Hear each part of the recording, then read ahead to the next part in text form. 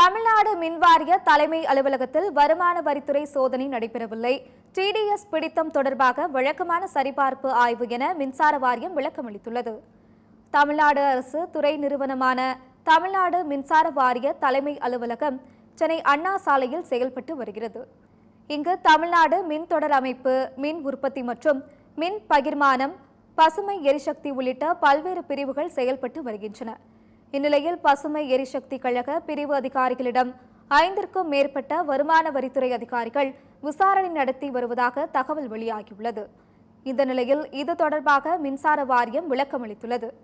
அதில் தமிழ்நாடு மின்சார வாரிய தலைமை அலுவலகத்தில் வருமான வரித்துறை இணை ஆணையர் தலைமையில் தமிழ்நாடு மின்சார வாரியத்தில் மேற்கொள்ளப்பட்டு வரும் பல்வேறு விதமான செலவினங்களில் உரிய வருமான வரி பிடித்தம் தொடர்பாக வழக்கமான சரிபார்ப்பு ஆய்வு மேற்கொள்ளப்பட்டு வருகிறது என்றும் இது ஒரு வழக்கமான அலுவலக நடைமுறை ஆகும் என்றும் தெரிவித்துள்ளனர்.